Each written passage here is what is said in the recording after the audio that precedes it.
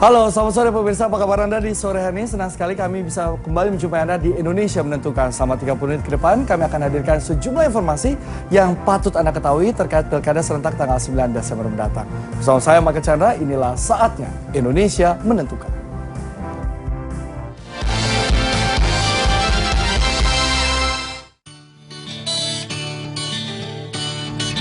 Ratus dan tuter, mesin-mesin berbunyi, riuh, riuh.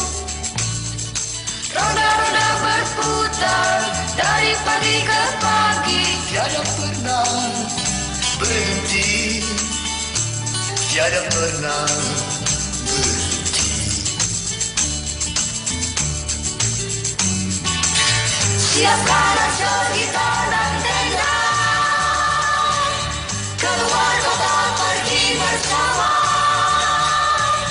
tinggalkan asap kotor yang menghuni hidup dalam matamu. Oh Surabaya,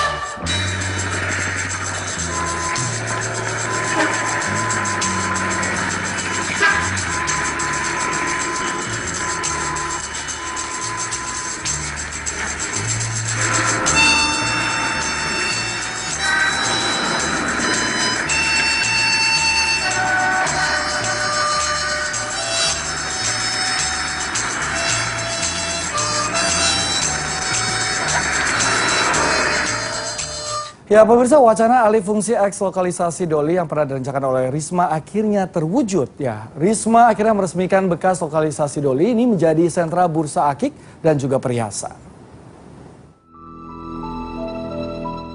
Jelang lengsernya Risma menjadi wali kota Surabaya pada akhir bulan September 2015 ini, Risma mengebut program pemerintahan kota Surabaya yang tersisa. Salah satunya adalah melakukan pengalihan fungsi Wisma eks lokalisasi Doli menjadi sentra bursa akik dan perhiasan. Dalam peresmian sentra bursa akik dan perhiasan ini, seluruh lurah se-Surabaya juga turut andil dengan mengadakan kontes batu akik Nusantara. Seluruh lurah se-Surabaya menjadi peserta dalam kontes dengan Risma menjadi jurinya. Risma berkeyakinan bahwa sentra akik dan perhiasan di eks lokalisasi Doli akan terus berkembang. Surabaya sendiri adalah pusat pasar emas di Asia, sehingga Risma ingin menempatkan lokasi tersebut di eks lokalisasi Doli yang sudah lebih dahulu ke Sohor. Ini persiapan di mana kawasan ini akan kita siapkan untuk menjadi kawasan perhiasan, pusat perhiasan kota Surabaya. Doli bagi Risma seolah menjadi kenangan manis, sekaligus batu ujian saat menjabat wali kota Surabaya. Banyak pihak yang meragukan kemampuan Risma untuk menggusur fungsi Doli yang semula kawasan remang-remang itu. Doli dengan tidak bicara konteks baik buruk, seolah telah melekat menjadi salah satu landmark kota Surabaya. Dengan segala penolakan, dan juga tidak kalah banyaknya dukungan yang diterima, akhirnya Risma bisa menata Doli. Kini Doli menjadi sentra perhiasan. Dari tempat yang dulu menjadi pusat segala tabu, kini Doli menjadi pusat segala batu. Terbukti Doli sudah beralih fungsi. Para lurah di Surabaya kini bisa hadir dengan tenang di Doli, tanpa orang harus memandang miring. Bahkan para lurah bisa bercerita di rumah, pada istrinya, "Ma, aku tadi ikut kontes di Doli." Dari Surabaya, Jawa Timur, Solihul Hadi, Raja Wali Televisi. Pemirsa, dua kandidat pasangan calon wali kota dan wakil wali kota Surabaya Tri Risma hari ini, Wisnu Saktibuwana dan Rasio serta Lucy Kurniasari telah menjalani tahapan pengundian nomor urut. Dari hasil pengundian, pasangan calon Rasio dan Lucy Kurniasari mendapat nomor urut 1, sedangkan petahana atau incumbent Tri Risma hari ini dan Wisnu Saktibuwana mendapatkan nomor urut 2. Kedua kandidat diantarkan oleh para simpatisannya ke kantor KPU Surabaya untuk mendapatkan nomor urut di Pilkada serentak 9 Desember mendatang. Pasangan Rasio Lucy yang mendapatkan nomor urut 1 mengaku bersyukur karena mendapatkan nomor urut sesuai dengan harapan mereka. Sementara petahana Risma dan Wisnu yang mendapatkan nomor urut 2 menyatakan tidak mempermasalahkan pengundian nomor urut tersebut. Bahkan Risma mengatakan yang terpenting adalah pelayanan kepada masyarakat Surabaya.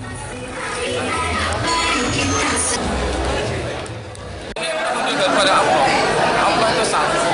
Makanya saya kata hantu dan tadi pagi nyekar di Bung Tomo itu sudah saya minta nomor 1. Iman Allah itu sangat hal yang ganjil. Rakit magitun itu ya. Ini bukan puas apa enggak ya? Saya sampaikan ini kehendak Tuhan. jelas yang jelas bagi kita bukan sekali lagi kita tidak percaya pada nomor, tapi sekali lagi apa yang bisa kita berikan yang terbaik untuk warga Surabaya itu. Ya, pemirsa, pengundian nomor urut pasangan calon wali kota dan wakil wali kota Surabaya sempat diwarnai keributan. Keributan terjadi karena masa pendukung salah satu calon memaksa masuk ke kantor KPU Surabaya. Masa pendukung memaksa masuk untuk menyaksikan secara langsung proses pengundian. Mereka terlibat keributan dengan petugas yang berjaga-jaga di kantor KPU Surabaya. Petugas melarang masa pendukung karena tidak memiliki ID card khusus yang disiapkan oleh pihak KPU. Sementara pihak panitia hanya membatasi 20 orang perwakilan pendukung saja yang bisa menyaksikan secara langsung.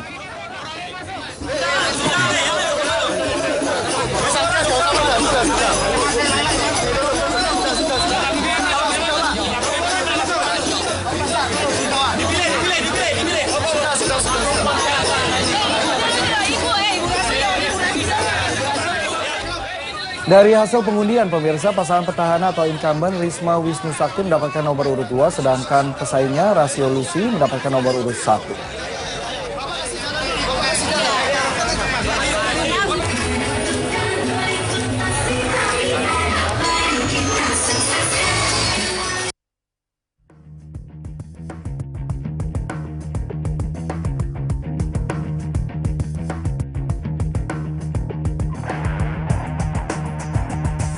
Sesaat lagi pemirsa kami akan ajak Anda untuk mengenal lebih dalam lagi terkait dengan sosok Limbat yang baru saja dikenai tuduhan hukuman. Di tahun 2013, Limbat ternyata pernah maju sebagai calon wakil Bupati Tegal.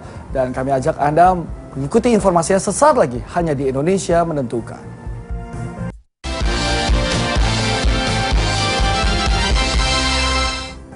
Ya, terima kasih Anda masih bersama kami di Indonesia Menentukan. Pemirsa, kasus dugaan pencurian mobil yang melibatkan publik figur seorang yang diduga Limbat masih terus diselidiki oleh aparat kepolisian. Terlepas dari proses hukum yang berjalan, nasib kurang beruntung bukan kali ini saja dialami oleh Limbat. Sebelumnya Limbat pernah gagal mencalonkan diri menjadi wakil bupati karena pasangannya meninggal dunia.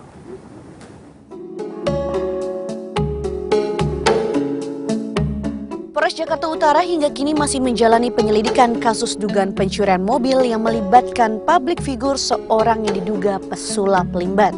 Kapolres Jakarta Utara Kombes Susetio Cahyadi Senin pagi mengatakan masih memeriksa 6 orang saksi dari pihak keamanan, saksi dari pihak pembantu, saksi dari pihak supir korban, dan saksi dari seseorang ibu dari salah satu yang dilaporkan. Beberapa hari yang lalu kita mendapati pelaporan tentang adanya dugaan pencurian kendaraan bermotor roda 4. Kendaraan bermotor itu berjenis Honda Jazz, warnanya silver. TNKB-nya atau nopolnya yaitu ND atau E1717PD.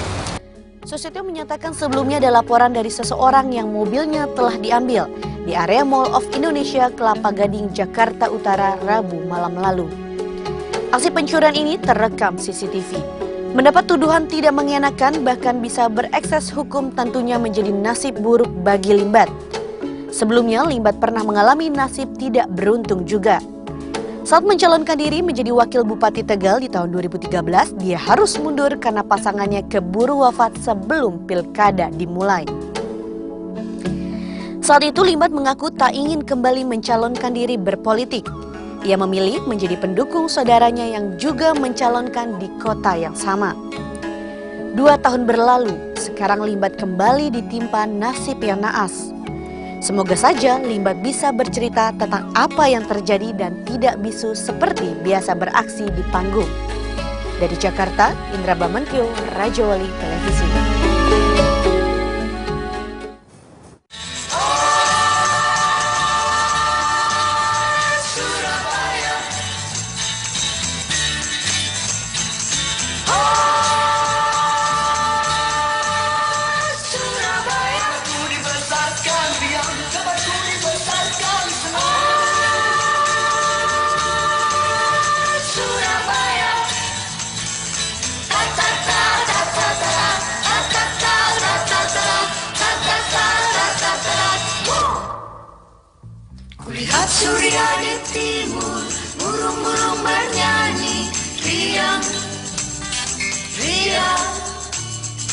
Bawa terbang berarah, lucu dan mereka. Awal musim panas tiba, awal musim panas. Ya, menghadapi Pilkada Surabaya, pemirsa pasangan petahana atau incumbent Tri Risma hari ini Wisnu Saktibuwana berpamitan kepada warga Surabaya.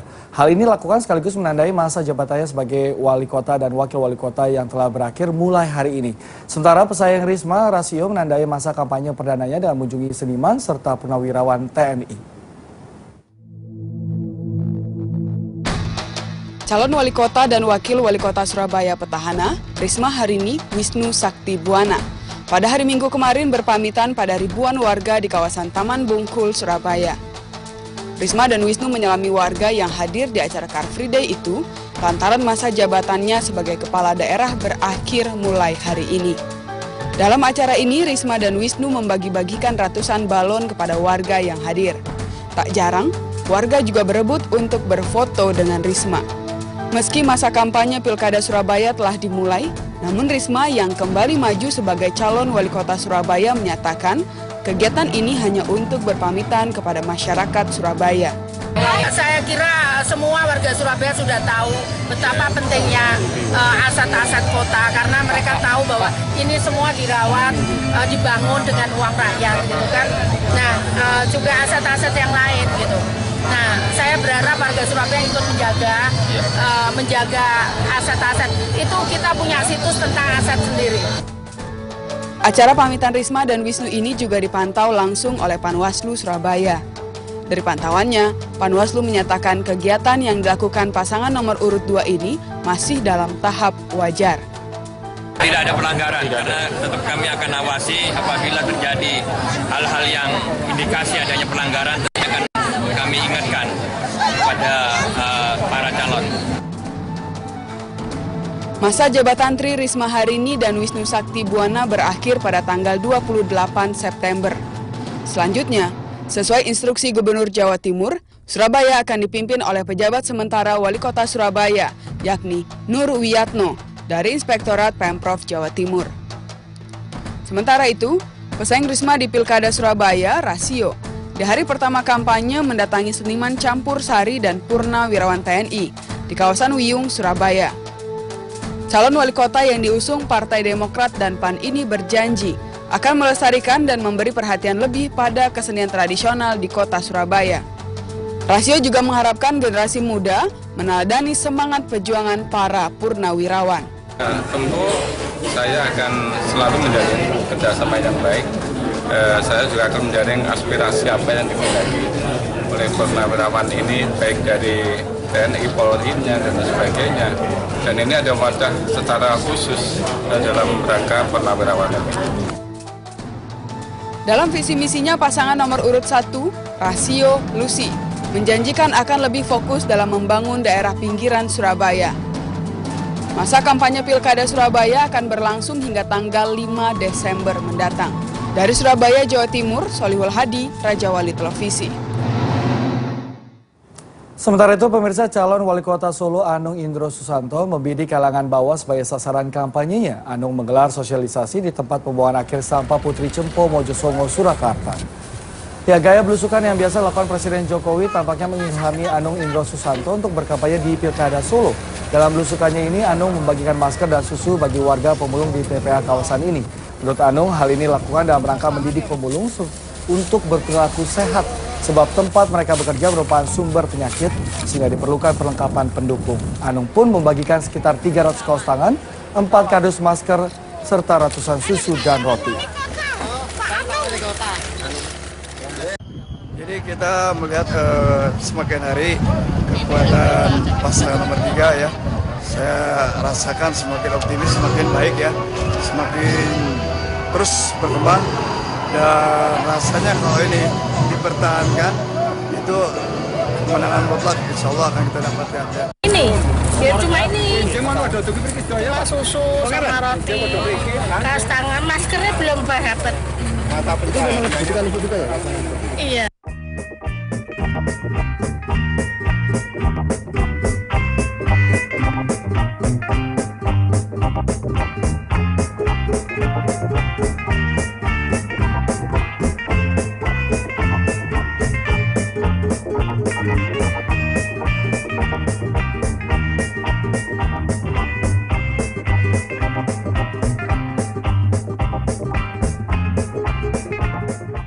Pemirsa, kampanye terbuka Pilkada Sukabumi, Jawa Barat telah dimulai. Wakil Bupati Petahana Ahmad Jajuli menyasar pemilih pemula sebagai target kampanyenya. Ahmad Jajuli yang kini maju menjadi calon bupati optimis akan memenangkan Pilkada Sukabumi ini karena mesin politik telah berjalan dengan baik.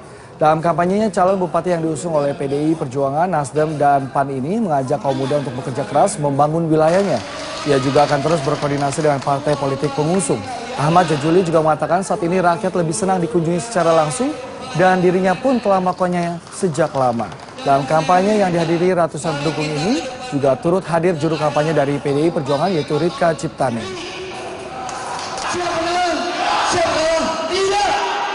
Mari kita satukan. Saya minta dukungannya, doanya semuanya.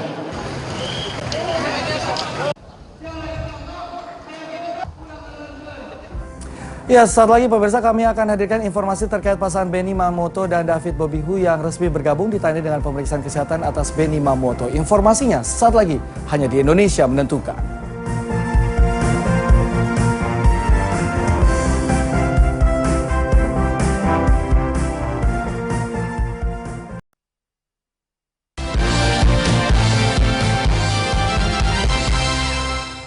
Makan batata, ubi kayu, rubus di balangan, colo dabu-dabu, kapala ikan loa, nona paskaran hidup sendiri. Ya, terima kasih Anda masih bersama kami di Indonesia Menentukan. Pemirsa, meski ketinggalan dengan para kandidat lainnya, calon Gubernur Sulawesi Utara Benny Mamoto telah menyelesaikan tahapan persyaratan yang ditetapkan oleh KPU Sulawesi Utara. Benny menjalani berbagai tes kesehatan pada akhir pekan lalu.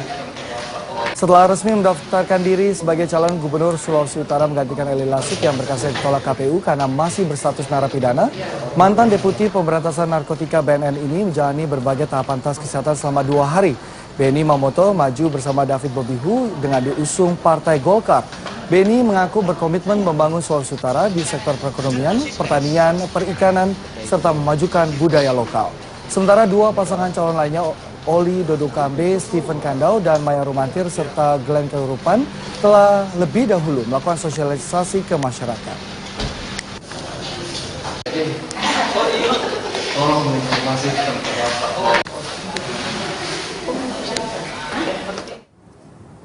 Ya pemirsa, debat kandidat digelar KPU Denpasar untuk pemaparan visi dan misi pasangan kandidat calon wali kota dan wakil wali kota Denpasar jelang Pilkada serentak 9 Desember mendatang. Rencananya debat akan dilakukan 3 kali. Debat terbuka dihadiri 3 pasangan calon. Nomor urut 1 Rai Dharma Wijaya Igusti Ngurah Jaya Negara, pasangan nomor urut 2 Ketut Resmiasa Batu Agung Antara, dan pasangan nomor urut 3 Imade Arjaya Ayurai Sunasri. Dalam debat ini, para kandidat diberikan kesempatan untuk memaparkan visi misinya masing-masing. Para pasangan calon juga diwajibkan menjawab pertanyaan dari panelis.